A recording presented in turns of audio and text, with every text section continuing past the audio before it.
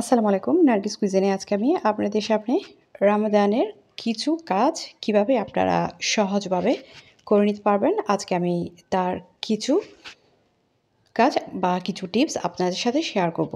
রমজানে আমাদের প্রতিদিনই বেগুনি, পেঁয়াজু আর চিড়া খেতে হয় বা এগুলো প্রতিদিন তৈরি করতে হয়। তার জন্য আমরা যদি কিছু কাজ আগে থেকেই বা যদি করে রাখি তাহলে কাজটা কিন্তু খুব সহজ হয়। এখানে আমি প্রথমে বেগুনির জন্য একটা বাটির মধ্যে আমি এখানে এই গোল চামচের 3 চামচ পরিমাণ আমি নিয়েছি বেসন, সাথে দিয়ে দিচ্ছি স্বাদ মতো লবণ আর দিয়ে দিচ্ছি কিছুটা লাল মরিচের গুঁড়ো। এতে বেসনটা দেখতে একটু কালারফুল এবং একটু লালচে টাইপের হবে। আপনারা যদি চান এখানে ফুড কালার ব্যবহার করতে পারেন বা অন্যান্য মশলা ব্যবহার করতে পারেন, কিন্তু এভাবে করলে এই স্বাদটা কিন্তু ঠিক থাকে, এক্সট্রা কোনো মশলা দেওয়ার প্রয়োজন হবে না।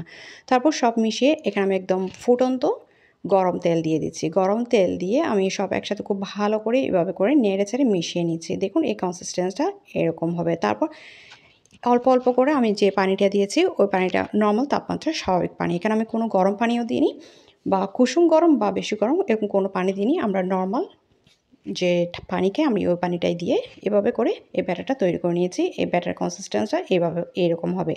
তারপর এটাকে আমি ঢাকনা দিয়ে ঢেকে রেখে দিচ্ছি। এভাবে রেখে দেওয়ার ফলে এর কিছুটা কাজ অনেকটা সহজ হয়ে যায় এবং ইফতারের সময় কোনো ঝামেলা হয় না। তারপর আপনারা যখন এই বেগুনিটা বানাবেন বা তেলে দিবেন তার আগ মুহূর্তে এখানে আপনারা বেকিং পাউডার অথবা বেকিং সোডা দিয়ে খুব ভালো করে মিশিয়ে তারপরে এই বেগুনিটা বানিয়ে নেবেন। এতে বেগুনিটা অনেকটা মুচমুচে হবে। তারপর পেঁয়াজুর জন্য এখানে আমি নিয়েছি খেসারির ডাল। আপনারা চাইলে এখানে খেসারির ডাল আর মুগ ডাল একসাথে মিক্স করে বেটে নিতে পারেন। এখন এই খেসারি ডালের মধ্যে আমি এখন অন্যান্য উপকরণ অ্যাড করব। এখানে আমি আজকে বেগুনি, পেঁয়াজু আর যে চিড়া যা যা রেসিপি দিয়েছি এবং যা যা টিপস দিয়েছি এভাবে তৈরি করলে কিন্তু এর স্বাদটা খুবই ভালো লাগে। এখানে এক্সট্রা কোনো ধরনের আর কিছু দেওয়ার প্রয়োজন হয় না। এভাবে কিন্তু খেতে খুবই ভালো লাগে। এখন এখন এখানে আমি এই বেটে নেওয়া এই পেঁয়াজুর ডালের মধ্যে আমি অন্যান্য উপকরণ অ্যাড করব। তার জন্য প্রথমেই আমি একটি বাটির মধ্যে নিয়ে নিচ্ছি মরিচ কুচি, পেঁয়াজ কুচি আর ধনিয়া পাতা কুচি, সাথে দিয়ে দিচ্ছি স্বাদ মতো লবণ আর অল্প করে দিয়ে দিচ্ছি লাল মরিচের গুঁড়ো। এখন সব একসাথে খুব ভালো করে আমি হাত দিয়ে চটকিয়ে নিচ্ছি।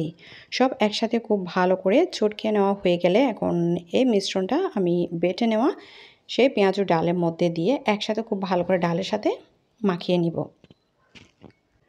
মাখিয়ে নেওয়া হয়ে গেলে আমি এটাকে ঢেকে একপাশে রেখে দিব। যখন আমি এই পেঁয়াজুটা বানাবো বা তেলে দিব তখন আমি আমার পছন্দ মতো সাইজ করে এই পেঁয়াজগুলো তেলের মধ্যে দিয়ে বানিয়ে নিব। তবে এই পেঁয়াজু সাইজটা বা পেঁয়াজু শেপটা কীরকম দিবেন সেটা আপনাদের একান্ত ব্যক্তিগত ব্যাপার। আপনারা আপনাদের পছন্দ মতো যেরকম শেপের করে নিতে চান ওই রকম করে এই পেঁয়াজগুলো বানিয়ে নিলে হয়ে যাবে। এরকম যদি কিছু কাজ আমরা ইফতারের আগে বা ঘণ্টাখানেক আগে যদি করে রেখে দিই তাহলে কাজটা অনেকটা সহজ হয় এবং ইফতারের সময় কোনোরকম তাড়াহুড়া হয় না।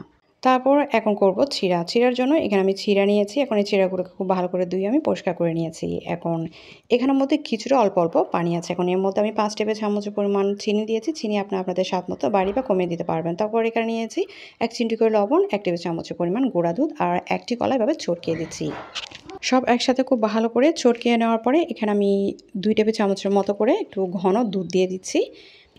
দুধ দেওয়ার পরে এগুলো খুব ভালো করে আমি নেড়ে চেড়ে মিশিয়ে নিচ্ছি। মিশিয়ে নেওয়ার পরে এগুলোকে আমি ঢেকে রেখে দিব। এই কাজগুলো যদি আগেভাগে করে নেন তাহলে কাজটা অনেক সহজ হয়। এখন যেহেতু আমি এই চিড়াগুলোকে আগে ধুয়ে পরিষ্কার করে নিয়েছি আর কিছুটা পরিমাণ দুধ দিয়েছি, এভাবে এগুলোকে আমি মেখে রেখে দিব। এতে কিন্তু চিড়াটাও ভেজানো হয়ে যাবে। তারপর যখন খাবো বা ইফতারের আগে বা ইফতারের আগ মুহূর্ত এখানে কোরানো নারকেল আর দুধ আর দই আপনারা যেটা দিতে চান সেগুলো দিয়ে মেখে খেয়ে নিলে হয়ে যাবে। এখন সবগুলো মাখিয়ে এটাকে আমি ঢাকনা দিয়ে ঢেকে রেখে দিচ্ছি। এভাবে রমজানের আগে যদি আমরা রমজানে সবসময় আমরা যেগুলো খাই এই কাজগুলো বা এই খাবারগুলো যদি আমরা এভাবে যদি ঘণ্টাখানেক আগে বা সময় ধরে একটু আগে থেকে আমরা যদি কিছুটা কাজ যদি আগেভাগে করে ফেলি, তাহলে ইফতারের আগে কোনোরকম কোনো তাড়াহুড়া হবে না। এই কাজটি খুব সুন্দরভাবে এবং সহজভাবে ইফতারের কাজগুলো করা হয়ে যায়। আশা করছি আমার আজকের এই ভিডিওটি আপনাদের খুবই ভালো লেগেছে। ভালো লাগলে অবশ্যই চেষ্টা করবেন। সাথে আমার চ্যানেলটি সাবস্ক্রাইব করতে ভুলবেন না। আমার পরবর্তী রেসিপিগুলো দেখার নিমন্ত্রণ জানিয়ে এখানে শেষ করছি। আল্লাহ হাফেজ।